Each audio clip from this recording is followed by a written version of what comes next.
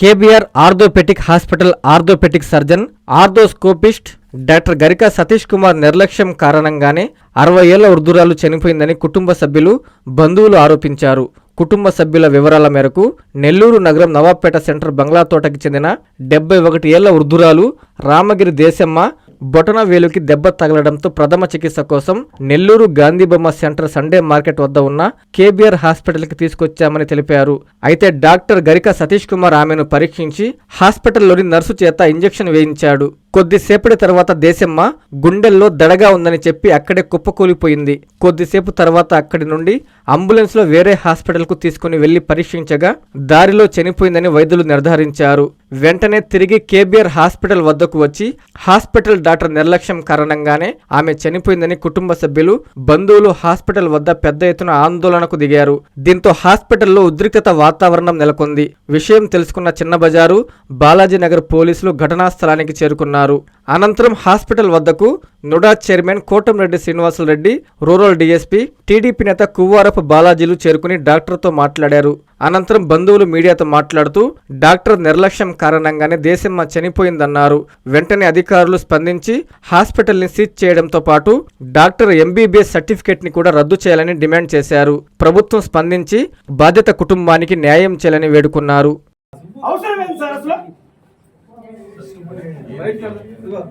ఏం జరుగుతుంది ఇక్కడ? ఏ ఫోన్ ఎక్కడి నుంచి వస్తున్నాయి ఇక్కడికి?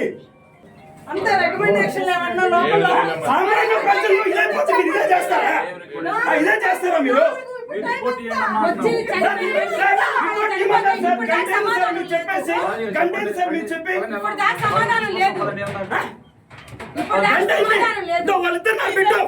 మీరు ఎవరు రాలేదు అసలు ఎందుకు సార్?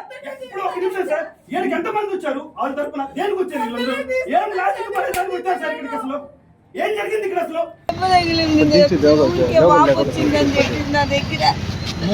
పాప వచ్చింది, హాస్పిటల్కి పోయి జ్వరం వచ్చింది అని చెప్పింది. నాకు అంతే, ఏమి చెప్పలేదు. ఇంకా బాగుండాలి ఆమెకి, జ్వరం ఒక్కటే, కాలు ఒక్కటే దెబ్బ. ఆమెకి నాతో ఫోన్ మాట్లాడితేనే అది కాలేదు.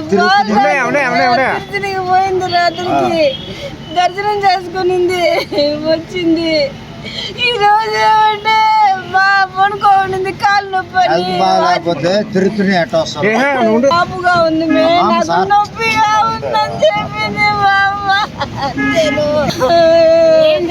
ఏం జరిగింది? ఈ కోడలు మాట్లాడి షుగర్ ఉంది ఆమెకి, ఎప్పుడు ఈడకే తీసుకొచ్చాము. ఎక్స్రే తీశారు, బ్లడ్ టెస్ట్ చేశారు, కాలు క్లీన్ చేశారు, చీమ్ పట్టిందని చెప్పారు. సరే అని చెప్పేసి మళ్ళీ ఇంకొక టెస్ట్ రాశారు 600.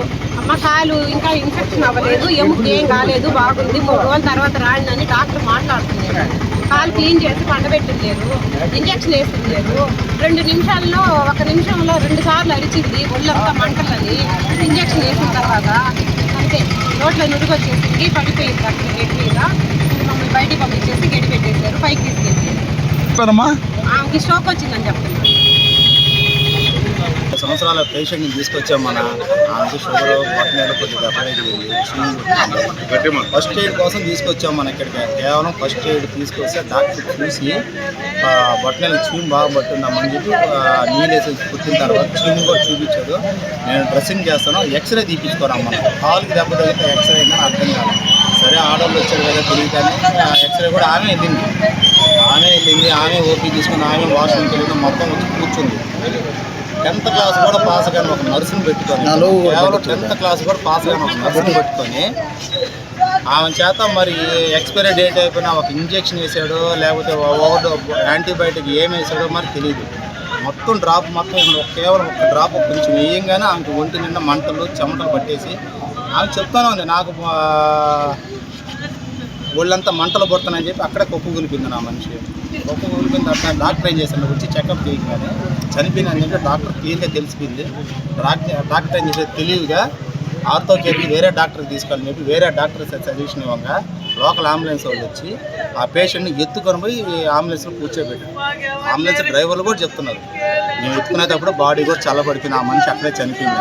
కేవలం వాళ్ళు ఏం చేశారంటే అంబులెన్స్ డ్రైవర్లు తెలియదు కాబట్టి లాస్ట్ ఛాన్స్ కోసం వేరే హాస్పిటల్ పోగానే అక్కడ హాస్పిటల్లో డాక్టర్ చెక్ చేసి ఎప్పుడో చనిపోయింది అని డాక్టర్ కూడా ట్రీట్మెంట్ ఇవ్వడం జరిగింది. ఇతను వచ్చిన తర్వాత నిర్లక్ష్య ద్వారా డాక్టర్ అనేది ఎంత కేర్లెస్గా సమాధానం చెప్పాలంటే మా నాన్న కూడా నా చేతిలో చనిపోయాడు, చావు ఎవడికైనా ఒకటే వస్తుంది, అది చెప్పలేము అది అని కేర్లెస్ సమాధానము, బయటికి రాకుండా చేయడము. ఎవరు ఇచ్చారంటే అసలు డాక్టరే అసలు ట్రీట్మెంట్ జరగల, కేవలం ఒక నర్సు చేత ఇంజక్షన్ చేయించి అతను చేయించాడు. ఇంజక్షన్ ఎందుకు చేశాడో అతనికి తెలియదు. కాలుకి దెబ్బ తగిలితే ఇంజక్షన్ చేయడం ఏంది, ఎక్స్రే తీయడం ఏంది అనేది ప్రభుత్వమే చూడాలి. ప్రభుత్వ వైద్యశాలలో దీనికి వెంటనే స్పందించి వెంటనే ఇతని పేరు మీద యాక్షన్ తీసుకొని ఇతని పిల్లలు ఎంబీబీఎస్ సర్టిఫికేట్ ఏదైతుందో వెంటనే రద్దు చేసి ఇతర హాస్పిటల్లో కూడా రెండోసారి ట్రీట్మెంట్ చేయకుండా చేయాలి. కనీసం ఈ డాక్టరు ఆర్ఎంపీకి కూడా పనికి రాకుండా చేయాల్సిందిగా ప్రభుత్వాన్ని మేము కోరుతున్నాము. ఖచ్చితంగా మా ప్రభుత్వం, కూటమి ప్రభుత్వం దీన్ని స్పందిస్తుంది. ఖచ్చితంగా ఇతను ఇలాంటి వాళ్ళ మీద యాక్షన్ తీసుకుంటుంది. కేవలం డబ్బు కోసమే అతను కాలికి ఫస్ట్ ఎయిడ్కి వస్తే ఎక్స్రే తీయడమైంది, ఓపీ తీయడమైంది, ఇంజక్షన్ వేయడమైంది. ఏ విధంగా అతను ట్రీట్మెంట్ ఇచ్చాడో మాకు ఖచ్చితంగా డేటా ఇవ్వాలి, మీడియా పరంగా వదలాలి. అతను బహిరంగ వచ్చి క్షమాపణ చెప్పాలి. మాకు న్యాయం జరిగేదాకా మేము ఏడా కూర్చుంటాం. సార్ వాళ్ళు వచ్చి ఉన్నారు, మరి ఏం మాట్లాడతారు ఏమో, బయటకు వచ్చి కొంచెం వెయిట్ చేయాలని మేము బాడీని కూడా ఇక్కడే పెట్టాం. ఇప్పుడు బాడీ ఏమి 108 అంబులెన్స్ తీసుకురాలేదు. ఆమె బెడ్ పేషెంట్ కూడా కాదు, యాక్టివ్గా నడుస్తుంది, యాక్టివ్గానే తిరిగాము. ఇక్కడ ఆటో దిగింది, ఏమే నడుచుకుంటా వెళ్ళింది, నడుచుకుంటా వచ్చింది. కేవలం ఇంజక్షన్ సెకండ్స్ల వ్యవధిలోనే జరిగిపోయింది, కేవలం సెకండ్స్. కేవలం డాక్టర్ ఏం చెప్పాడంటే ఇది ప్రాణము చెప్పలేము, హార్ట్ స్ట్రోక్ ఎప్పుడైనా రావచ్చు, కార్డియాక్ అరెస్ట్ అవ్వచ్చు అని చెప్పి అతను ఎంబీబీఎస్ తెలివితేటలన్నీ ఒక లాయర్కి చెప్పినట్టు మాకు చెప్తున్నాడు. అతను చేసిన తప్పును నిర్లక్ష్యం ఒప్పుకోకపోవడం కాక అతని తెలివితేటలన్నీ సామాన్య ప్రజల మీద, ప్రాణాలు తీసిన వాళ్ళ మీద తెలివితేటలు ఉపయోగిస్తున్నారు. వాళ్ళ నాన్నగారు అంట వాళ్ళ చేతిలోనే చనిపోయాడంట. కేవలం తండ్రికి ఆపరేషన్ చేయలేని ఒక డాక్టరు బయట ప్రజలకు ఏం చేస్తాడు? ఇలాంటి అతనికి డాక్టర్ అవసరమా? కేవలం ప్రభుత్వమే ప్రశ్నించాలి. ఎక్కడున్నా సరే నారాయణ సార్ కానీ, లోకల్ ఎమ్మెల్యేలు గారు కానీ ప్రభుత్వం వెంటనే స్పందించాలి. ఇతనికి ఈ ప్లేస్లో ఈ డాక్టర్ హాస్పిటల్ అనేది లేకుండా చేయాల్సిందిగా ప్రభుత్వం మేము విజ్ఞప్తి చేస్తున్నాం. కుటుంబానికి జరగకుండా చేయాలని ఇతని ఎంబీబీఎస్ సర్టిఫికేట్ కూడా వెంటనే బ్లాక్ చేసేది. ఏ ఊరు? నెల్లూరు అన్న. పేషెంట్ నెల్లూరు, బంగ్లా తోట, నవాబేట సెంటర్ ఉండేది. పేషెంట్ పేరు రామగిరి దేవసేమ్మ. కస్టమర్లకు 100% నమ్మకం, మీరు పెట్టిన ప్రతి పైసాకి భరోసా మా VNR పలోజో grand. Nellore children's park road, Pinakini avenue, 5వ వీధి. నూతనంగా నిర్మించిన అధునాతన పలోజో గ్రాండ్ అపార్ట్మెంట్ లో ఫ్లాట్లు కలవు. ప్రభుత్వ అప్రూవల్ తో నిర్మించబడిన 5 ఫ్లోర్లలో లగ్జరీ అపార్ట్మెంట్ నెల్లూరు ప్రజలకు అందుబాటులో కలదు. నేషనల్ హైవేకి అతి సమీపంలోని వెన్నార్ పలోజో గ్రాండ్ లొకేషన్ నుంచి కేవలం 100-200 మీటర్ల పరిధిలో కార్పొరేట్ హాస్పిటల్స్, ఇంటర్నేషనల్ స్కూల్స్, కాలేజీలు, సూపర్ మార్కెట్లతో పాటు 1/2 కిలోమీటర్ దూరంలో రైల్వే స్టేషన్, బస్టాండ్లు, సినిమా థియేటర్లు, మాల్స్ అందుబాటులో. 5 ఫ్లోర్లలో నిర్మాణం. ఫ్లోర్ కి 6 ఫ్లాట్లు. ఒక్కో ఫ్లాట్ 3200 SFT తో నిర్మాణం మరియు ప్రతి ఫ్లాటు 4 బెడ్రూమ్లతో కూడినది. ప్రతి ఫ్లాటుకు విశాలవంతమైన 3 బాల్కనీ, సిట్అవుట్లు కలవు. ఈ అపార్ట్మెంట్ నిర్మాణానికి ఉపయోగించిన మెటీరియల్ ప్రతిదీ నాణ్యతతో పాటు బ్రాండెడ్ తో కూడినది. అత్యాధునిక వసతులతో కూడిన నిర్మాణం వెన్నార్ పలోజో గ్రాండ్ ప్రత్యేకత. Car parking, children's play area, lobby, apartment చుట్టూ ఎటు చూసినా 20 అడుగుల సెట్ బ్యాక్స్ తో పాటు 2 వైపులా ఎంట్రన్స్ తో 24 గంటల సెక్యూరిటీతో అత్యంత విలాసవంతంగా గేటెడ్ కమ్యూనిటీ స్థాయిలో నిర్మించిన అపార్ట్మెంట్ ఇది.